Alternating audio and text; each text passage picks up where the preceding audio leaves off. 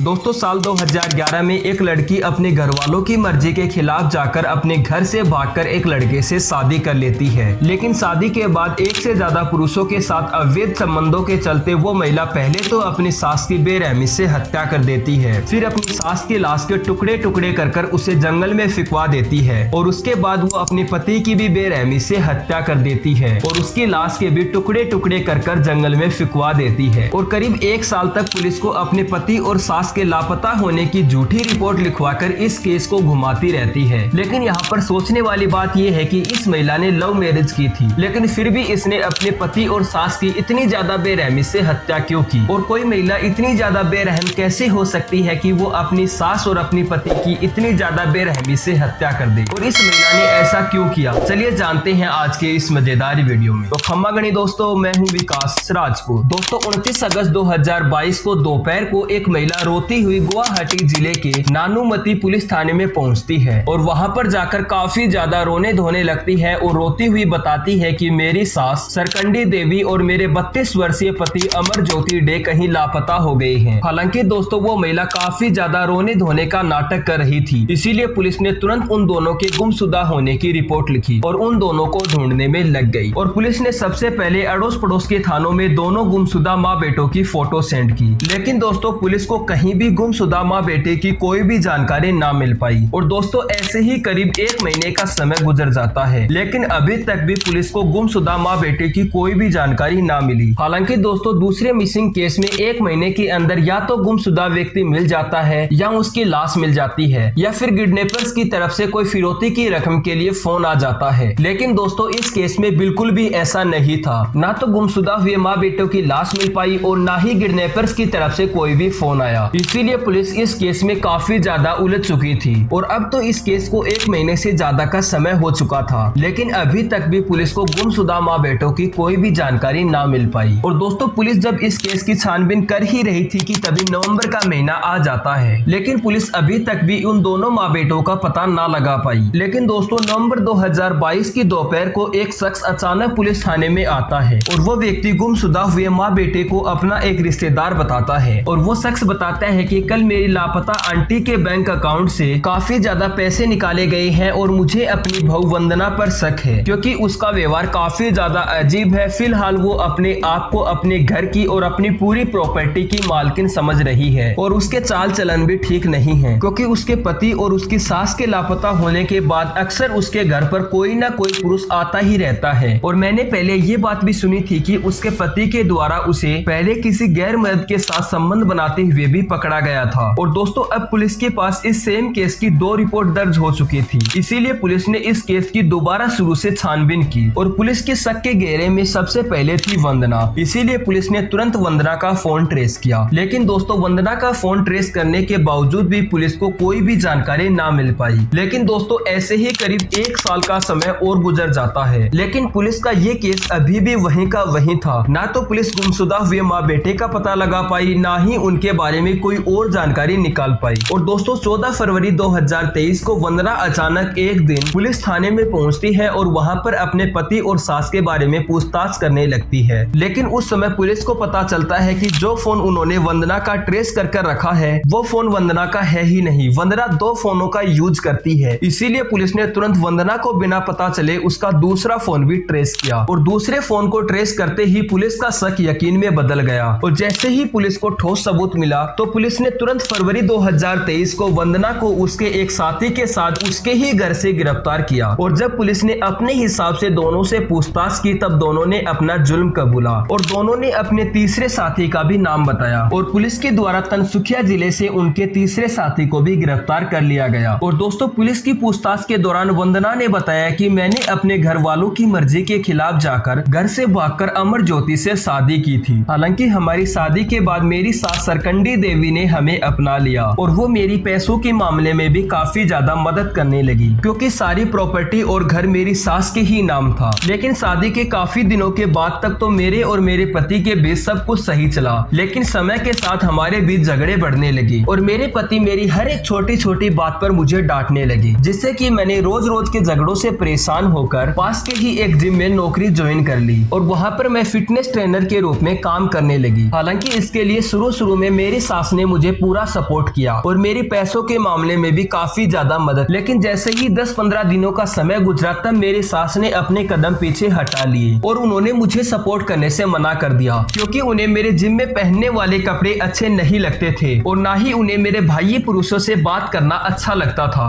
और इसी वजह से वो मुझे नौकरी छोड़ने के लिए फोर्स कर रही थी। लेकिन मैंने नौकरी नहीं छोड़ी और एक दिन तो उन्होंने मेरे एक दोस्त के साथ मुझे बाइक पर बैठे हुए देख लिया, जिससे कि जैसे ही मैं घर पहुंची तब दोनों माँ बेटों ने मिलकर मुझे काफी ज्यादा भली बुरी सुनाई और मेरा घर से निकलना भी बंद कर दिया। इसीलिए मैं काफी ज्यादा परेशान हो चुकी थी। इसीलिए मैंने काफी ज्यादा परेशान होकर दोनों माँ बेटों को अपने रास्ते से हटाने का प्लान बनाया, लेकिन ये काम मैं अकेले नहीं कर सकती थी। इसीलिए मैंने इस प्लान को अंजाम देने के लिए अपने 2 और दोस्तों की मदद ली, जिसमें से एक मेरा बॉयफ्रेंड था। और जब 26 जुलाई 2022 को दोपहर को मेरे पति घर पर नहीं थे, तभी मैंने अपने दोनों दोस्तों को इन्फॉर्म किया और घर पर बुला लिया। और उस समय मेरी सास खाना खाकर अपने कमरे में आराम कर रही थी। इसीलिए मैंने मौके का फायदा उठाकर एक तकिए से उनका मुंह दबाकर उनकी बेरहमी से हत्या कर दी। फिर मेरे पति के घर आने से पहले ही मैंने और मेरे दोनों दोस्तों ने मिलकर एक धारदार चाकू से मेरी सास की लाश के 3 टुकड़े कर दिए और उन तीनों टुकड़ों को 3 थैलियों के अंदर डालकर मेघालय के बॉर्डर को क्रॉस करने के बाद पास के ही एक जंगलों में फेंक दिया।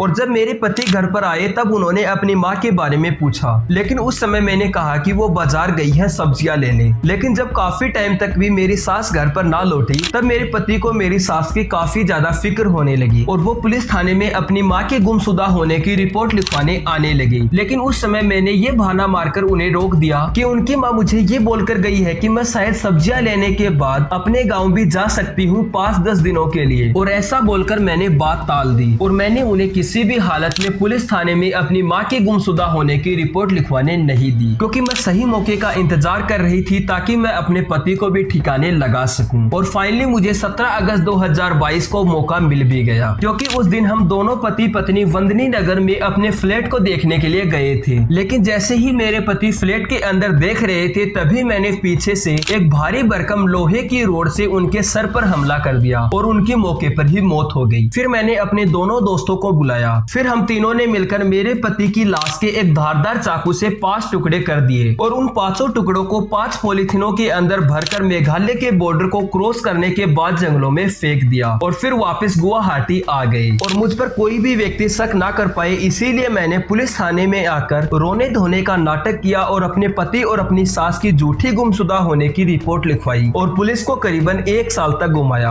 और अपने पति और अपनी सास की मौत के बाद मैं उनकी पूरी प्रॉपर्टी की इकलौती मालकिन बन गई और मैं मजे से अपने दोनों दोस्तों के साथ उनके घर में रहने लगी। लेकिन एक दिन मेरी सास के दूर के रिश्तेदार ने मुझे मेरे दोस्तों के साथ आपत्तिजनक अवस्था में देख लिया था और इसी वजह से उसने आपको इस पूरे मामले के बारे में बताया, जिससे कि आपने हमें गिरफ्तार कर लिया। हालांकि दोस्तों आज वंदना और उसके दोनों दोस्त उसके पति और उसकी सास की हत्या के अपराध में जेल की सलाखों के पीछे अपने गुनाहों की सजा काट रहे हैं। खैर आपका इस पूरी स्टोरी के बारे में क्या बोलना है नीचे कमेंट करके जरूर बताना और ऐसे ही मजेदार स्टोरी के लिए प्लीज हमारे चैनल को सब्सक्राइब जरूर करें। तो थैंक यू गाइस, मिलता हूँ नेक्स्ट वीडियो में। सो बाय बाय।